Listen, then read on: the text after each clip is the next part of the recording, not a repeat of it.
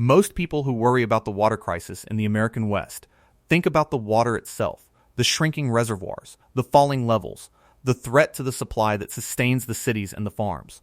But there is another dimension to the crisis, one that receives far less attention and yet could affect millions of people across a vast region in a sudden and dramatic way. It is the growing threat to electricity.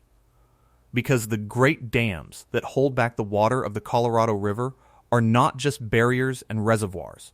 They are power plants, generating enormous quantities of electricity from the force of the water passing through them. And that electricity flows to millions of people across multiple states. And as the reservoirs fall lower and lower, that power generation is threatened, until at a certain point it could cease entirely. This is the story of what happens to the electricity, and specifically the story of what could happen if Lake Powell, one of the two great reservoirs of the system, were to fall to the level known as dead pool.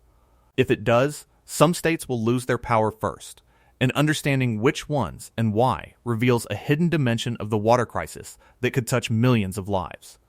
In this video, we are going to uncover this hidden dimension of the water crisis and understand exactly how the falling of a reservoir becomes a threat to the electricity supply of millions. We are going to explain how the dam generates power and why that generation depends entirely on the water level. We are going to draw the crucial distinction between minimum power pool, the level at which the electricity generation ceases, and dead pool, the lower level at which water can no longer pass through the dam at all. We are going to explore who depends on the power from the dam, why certain states and certain kinds of customers would be affected first, and what the loss of the power would actually mean, from rising costs to increased strain on the grid. We are going to look at why this threat is so serious now, as the reservoir falls toward the critical thresholds, and at what could be done to prevent it. And we are going to reflect on the interconnected nature of the systems that sustain the Southwest, the way the water and the power and the economy are all bound together. Stay with us, because this is a side of the water crisis that most people never think about, and it could touch the lives of millions. To understand this threat, you first have to understand that Lake Powell is not just a reservoir, but the site of a great hydroelectric power plant, one that generates a significant quantity of electricity for the region.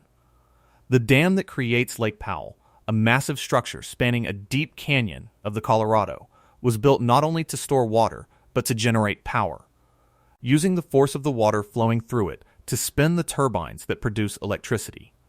This electricity is substantial, enough to serve a large number of people, and it flows out from the dam across the region, distributed to communities and utilities across multiple states. The power from this single dam is an important part of the electricity supply for a wide area, a source that many communities and systems depend on, and it is generated by the movement of the water through the dam, which means it depends entirely on there being enough water at a high enough level to drive the turbines.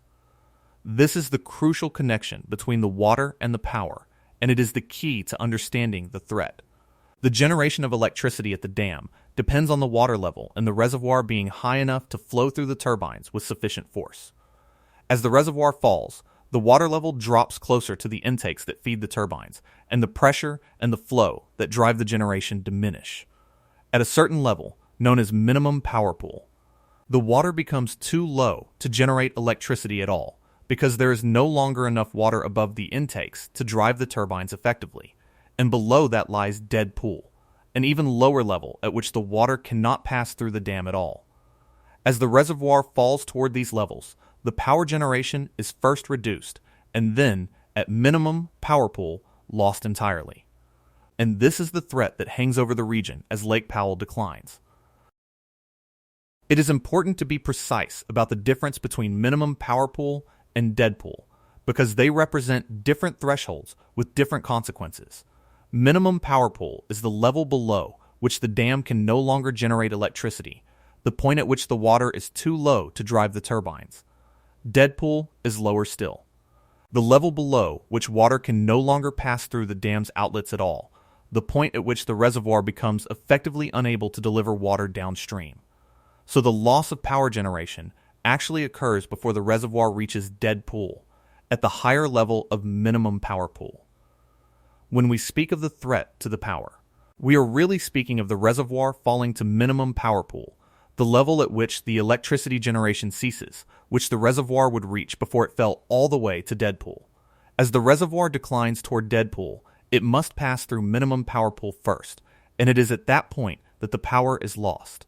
Now, why does this matter so much, and why would some states lose power first? The answer lies in understanding who depends on the electricity from the dam and how it is distributed. The power generated at Lake Powell does not serve just one place, but is distributed across a wide region, flowing to communities and utilities in multiple states. This power is often especially important to certain kinds of customers, including many smaller communities, rural areas, tribal utilities, and other entities that rely on the relatively affordable electricity that the dam provides. These customers, spread across the region, depend on the power from the dam as part of their electricity supply, and if that power were lost, they would be the ones most directly affected, forced to find replacement power from other sources, often at greater cost. The states and communities that depend most heavily on the power from the dam are the ones that would feel its loss first and most acutely. The distribution of the power across the region means that the loss of generation would be felt across multiple states, wherever the electricity from the dam flows. The power reaches communities across a broad area, and the customers who depend on it are found in several states, so that the loss of the generation would affect people across this whole region. Some of these customers are large, but many are small, the rural cooperatives and municipal utilities and tribal systems that rely on the affordable federal power. For these smaller and often less wealthy customers, the loss of the dam's power could be especially painful because they have fewer resources to absorb the cost of replacing it. And the affordable power from the dam is a particularly important part of their supply. The states with large numbers of such customers, dependent on the power from the dam, would be the ones most affected by its loss. It is worth understanding what it would actually mean for these customers to lose the power from the dam, because it is not necessarily the same as the lights going out. In most cases, the loss of the dam's power would not mean an immediate blackout, because the electricity system is interconnected, and power can be drawn from other sources to replace what is lost. What the loss would mean, more precisely, is that the customers who depended on the dam's power would have to obtain their electricity from elsewhere, from other power plants and sources. And this replacement power would often be more expensive than the affordable power from the dam, so the immediate effect would be less a matter of the lights going out and more a matter of the cost of electricity rising, as the affordable hydropower is replaced by more expensive alternatives. This is a real and significant consequence, because higher electricity costs affect everyone who depends on the power, and for the smaller and less wealthy customers, the increase could be a serious burden. That said, the loss of a significant source of generation does place additional strain on the electricity system, and in certain circumstances, that strain could contribute to reliability problems. The power from the dam is not just a source of affordable electricity, but a source of generation that helps to keep the system balanced and reliable. And its loss removes a piece of the supply that the system depends on. In times of high demand, such as during extreme heat when everyone is running their air conditioning, the loss of a major source of power can strain the system's ability to meet the demand, potentially contributing to the risk of shortages or outages. So while the loss of the dam's power would not necessarily cause immediate blackouts, it would remove an important source of generation from the regional system, increasing the strain and the vulnerability, particularly at times of peak demand.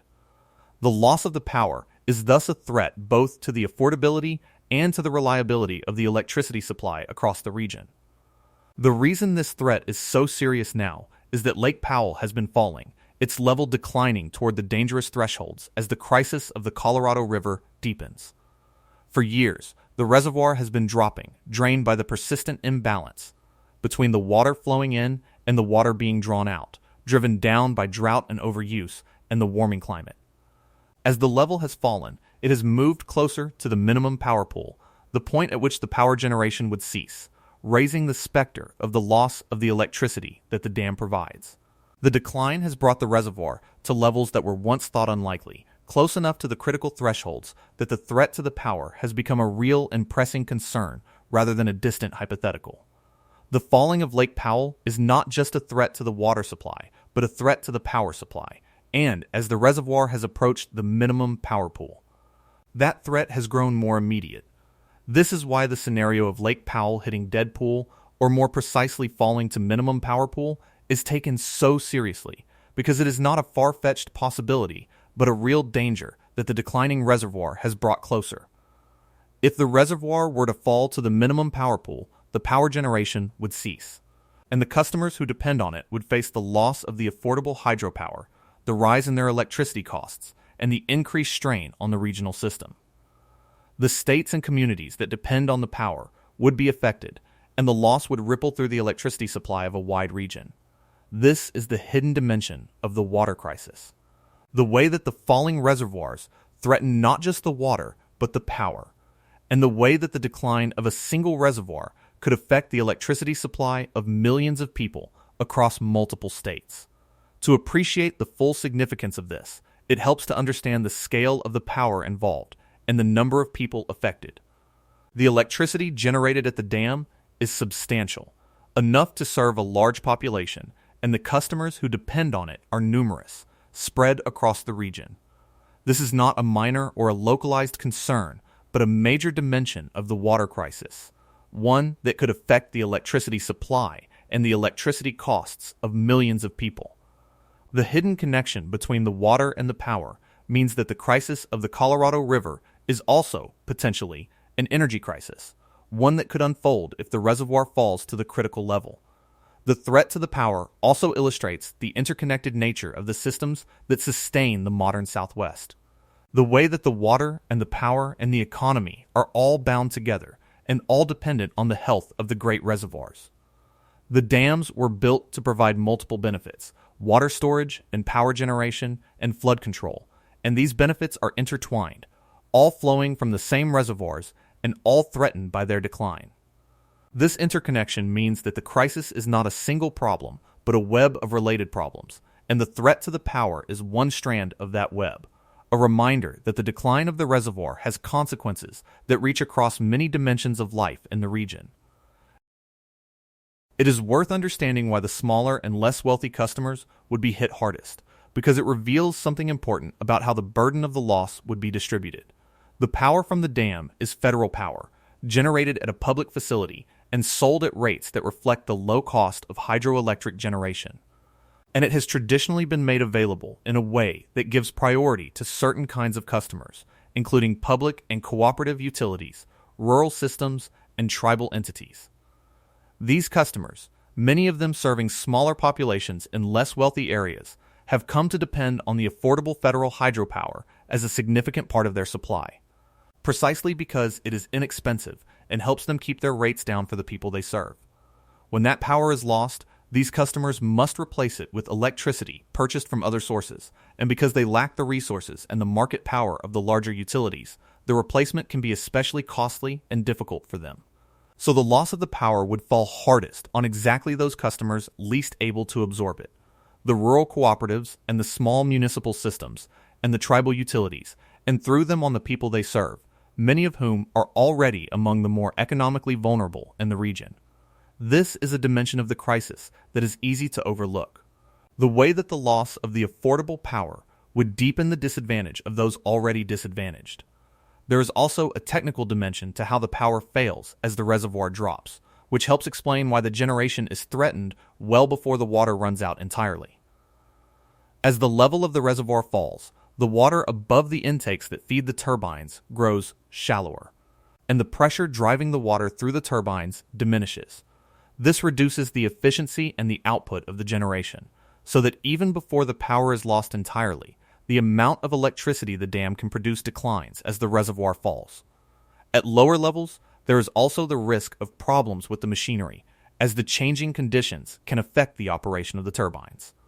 So the loss of the power is not a sudden switch that flips at a single level, but a gradual decline, the generation diminishing until, at the minimum power pool, it ceases altogether. The effects of the falling reservoir on the power are felt progressively, worsening as the level drops, rather than arriving all at once. The timeline of the reservoir's decline is what makes all of this so pressing. Because Lake Powell has been falling steadily and has at times approached uncomfortably close to the critical levels. The decline has not been uniform, with wetter years bringing temporary relief and drier years accelerating the drop, but the overall trajectory has been downward, driven by the persistent imbalance between the water flowing in and the water being used. In the worst stretches, the reservoir has fallen to levels that brought it within a relatively narrow margin of the minimum power pool, close enough that the loss of the power generation became a genuine and immediate concern rather than a distant possibility. Emergency measures have at times been taken to protect the reservoir level and the power generation, a sign of how seriously the threat is regarded. The reservoir has, for now, remained above the critical level, but the margin has at times been thin, and the underlying imbalance that drives the decline has not been resolved, so the threat remains, waiting to return with the next stretch of dry years. There is a particular irony in the threat to the hydropower, because hydropower is often valued as a clean source of electricity, generated without the burning of fuels, and its loss would mean the replacement of clean power with power from other sources that may be less clean. As the affordable hydropower from the dam is lost, the customers who depended on it would turn to other sources of electricity, and depending on what those sources are, the replacement could involve power generated in ways that produce more pollution. So the loss of the dam's power could have environmental consequences as well as economic ones. The clean hydropower replaced by less clean alternatives. This is another dimension of the threat, the way that the loss of the hydropower could affect not just the cost and the reliability of the electricity, but its environmental character, adding another reason to be concerned about the decline of the reservoir and the loss of its power. What can be done to prevent this threat from materializing? The fundamental answer is the same as for the broader water crisis, which is to keep the reservoir from falling to the critical levels by reducing the demands on the river and bringing them into balance with the diminished supply. Because the threat to the power comes from the falling of the reservoir, preventing the reservoir from falling to the minimum power pool is the way to protect the power. This means the same measures that are needed to address the water crisis: reducing water use, improving efficiency, and managing the system to keep the reservoirs as high as possible. There are also measures specific to protecting the power generation, including efforts to manage the operations of the reservoirs to keep the level of Lake Powell above the minimum power pool, sometimes by moving water between reservoirs or adjusting the releases. These measures can help to protect the power generation, at least for a time, buying the region more time to address the underlying imbalance. But these measures face the same fundamental challenge as the broader effort to address the water crisis, which is that they require reducing the demands on a river that has been overused for a long time, a difficult and contentious undertaking. Protecting the power generation by keeping the reservoir high requires either reducing the withdrawals or managing the system in ways that may have their own costs and trade-offs, and these are not easy choices. The competition for the water is intense, and the measures needed to protect the reservoir levels, and thus the power, must contend with the many demands on the river and the reluctance of the users to accept reductions. So while there are things that can be done to protect the power, they are bound up with the larger and more difficult challenge of bringing the demands on the river into balance with what it can provide, and they face the same obstacles that have made the water crisis so hard to resolve. The threat to the power from Lake Powell is, in the end, a powerful illustration of the far-reaching consequences of the water crisis, the way that the decline of the reservoirs reaches beyond the water itself to threaten the power and the economy and the well-being of millions of people across a wide region. It is a reminder that the crisis of the Colorado River is not just about whether there will be enough water to drink and to grow crops, but about the whole interconnected system of benefits that the river and its dams provide, including the electricity that flows from the dams to the communities across multiple states.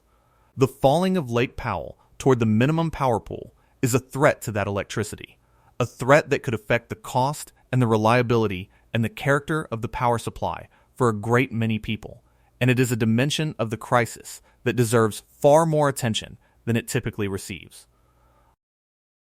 So the question of which states would lose power first, if Lake Powell fell to the critical level, is a way of understanding this hidden dimension of the crisis, the way that the power from the dam is distributed across the region, and the way that its loss would be felt across multiple states. The states and communities that depend most heavily on the power from the dam. Particularly the smaller and less wealthy customers, the rural cooperatives and municipal utilities and tribal systems would be the ones most directly affected, feeling the loss of the affordable hydropower first and most acutely. But the effects would ripple across the whole region wherever the power from the dam flows, and the strain on the regional system would be felt broadly. This is the geography of the power crisis, the way that the loss of the generation at a single dam would touch the electricity supply of a wide area and the lives of millions of people across multiple states. As Lake Powell continues to face the pressures of drought and overuse and a warming climate, the threat to its power generation remains a serious concern. One strand of the larger crisis of the Colorado River that could unfold if the reservoir falls to the critical level. The loss of the power would not be the end of the world, and it would not necessarily mean the lights going out, but it would mean the loss of a significant source of affordable and clean electricity for a wide region. The rise in electricity costs for the customers who depend on it, and the increased strain on the regional power system. It is a real and serious consequence of the decline of the reservoir, and it is a reminder that the water crisis is also, in a very real sense, a power crisis, one that could affect millions of people across multiple states if the reservoir falls to the level where the turbines can no longer turn. In the end, the story of Lake Powell and its power is a story about the hidden connections that bind together the systems on which we depend. The way that the water and the power and the economy are all linked through the great reservoirs, so that the decline of the water threatens the power as well. The falling of Lake Powell toward the minimum power pool is a threat to the electricity that the dam provides, a threat that could affect the cost and the reliability and the environmental character of the power supply for millions of people across a wide region. Understanding this threat, and the states and communities that would be most affected, is essential to understanding the full scope of the water crisis, which reaches far beyond the water itself to touch every dimension of life in the region. The reservoir is falling, the turbines are threatened, and the power that flows from the dam to millions of people is at risk. A hidden dimension of the crisis that deserves to be understood, and a reminder